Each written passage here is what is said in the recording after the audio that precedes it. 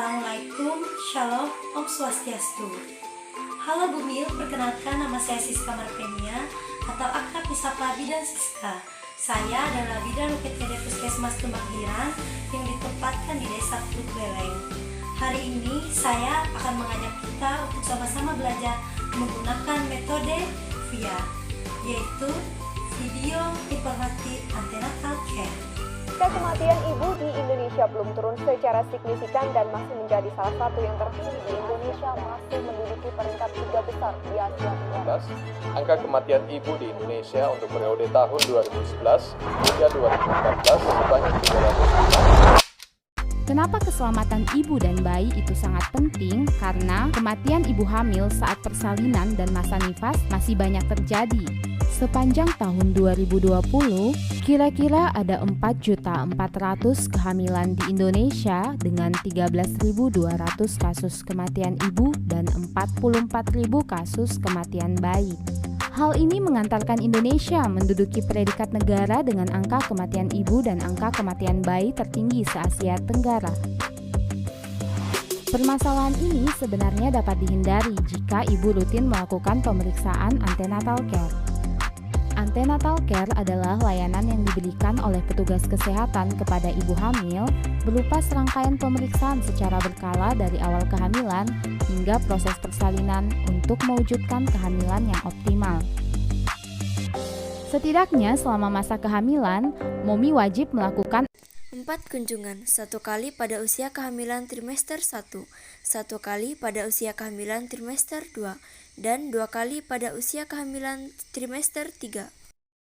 Maka ibu akan memperoleh 10 standar pemeriksaan kehamilan, yaitu pengukuran tinggi dan berat badan untuk monitoring pertumbuhan dan perkembangan janin, pemeriksaan tekanan darah untuk mencegah eklamsi dan preeklamsi atau yang biasa kita kenal dengan keracunan dalam kehamilan, penilaian status gizi melalui pengukuran lingkar lengan atas untuk mengetahui kekurangan energi kronis agar tidak terjadi bayi berat lahir rendah, pemeriksaan tinggi fundus uteri guna mengetahui usia kehamilan, pemeriksaan presentase dan denyut jantung janin untuk mengetahui status kehidupan dan letak posisi janin, screening imunisasi tetanus toksoid untuk mencegah tetanus neonatorum, pemberian tablet tambah darah.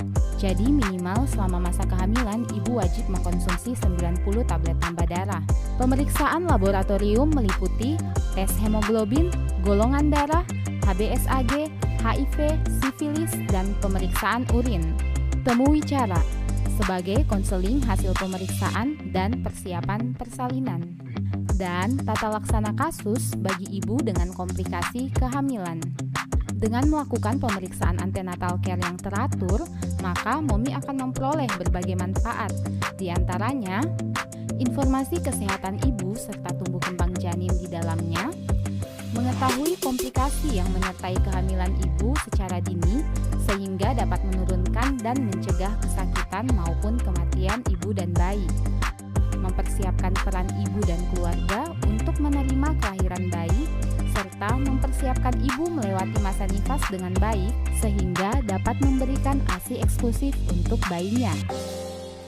Nah, pemeriksaan antenatal care ini memang sangat penting karena hanya dengan pemeriksaan ini kita dapat meminimalisir terjadinya 7 tanda bahaya kehamilan, yaitu mual muntah berlebihan serta penurunan nafsu makan, pergerakan janin berkurang, bengkak kaki, tangan, dan wajah, disertai kejang dan sakit kepala, perdarahan, air ketuban keluar sebelum waktunya, berat badan tidak kunjung naik, serta demam tinggi. Nah, itulah 7 tanda bahaya selama masa kehamilan. Jangan pernah anggap sepele ke-7 tanda tersebut, agar keselamatan ibu hamil dan bayi dapat terjaga dengan baik. Berikut adalah hal-hal yang harus dihindari ibu selama masa kehamilan. Yang pertama, hindari pekerjaan berat, minta pertolongan suami mengerjakan pekerjaan rumah. Kedua, hindari merokok atau terpapar asap rokok. Ketiga, hindari minuman bersoda, beralkohol, dan jamu.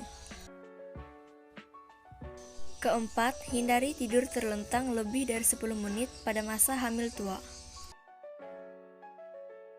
Kelima, jangan membeli atau meminum obat tanpa resep dokter. Terakhir, yang keenam, hindari stres berlebihan. Perawatan sehari-hari pada Bumil, Mami wajib melakukan hal ini. Yang pertama, Mami harus makan beragam makanan secara proporsional dengan pola gizi seimbang dan satu porsi lebih banyak daripada sebelum hamil. Kedua, beristirahat atau tidur malam 6-7 jam dan usahakan tidur siang 1-2 jam.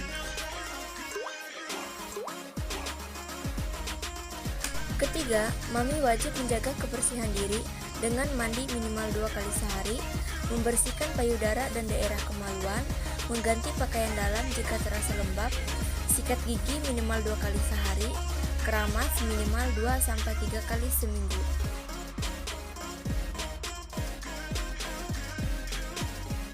Keempat, Mami boleh melakukan hubungan suami istri selama hamil. Tanyakan ke petugas kesehatan bagaimana cara yang aman. Kelima, Mami dapat melakukan aktivitas fisik seperti berolahraga ringan dan senam hamil sesuai anjuran petugas kesehatan. Dalam rangkaian pemeriksaan kehamilan, Mom juga diarahkan untuk mempersiapkan hal-hal yang dibutuhkan untuk persiapan persalinan, yaitu tanyakan kepada bidan dan dokter tanggal perkiraan persalinan. Suami atau keluarga mendampingi Mami saat periksa kehamilan. Persiapkan tabungan atau dana cadangan untuk biaya persalinan dan biaya lainnya, serta kartu jaminan kesehatan nasional. Siapkan KTP, kartu keluarga, dan keperluan lain untuk ibu dan bayi yang akan dilahirkan. Rencanakan melahirkan ditolong oleh dokter atau bidan di fasilitas kesehatan. Siapkan lebih dari satu orang yang memiliki golongan darah yang sama dan bersedia menjadi pendonor jika diperlukan. Suami, keluarga, dan masyarakat menyiapkan kendaraan jika sewaktu-waktu diperlukan. Pastikan ibu hamil dan keluarga menyepakati amanat persalinan dalam stiker P4K dan sudah ditempelkan di rumah ibu hamil. Sepakati KB yang akan digunakan setelah bersalin dengan bidan Anda. Tekan risiko kematian ibu dan bayi dengan melakukan pemeriksaan antenatal care secara teratur. Dan jangan lupa libatkan keluarga karena keselamatan ibu dan bayi adalah tanggung jawab kita bersama. Ingat, karena keselamatan ibu dan bayi adalah tanggung jawab kita bersama.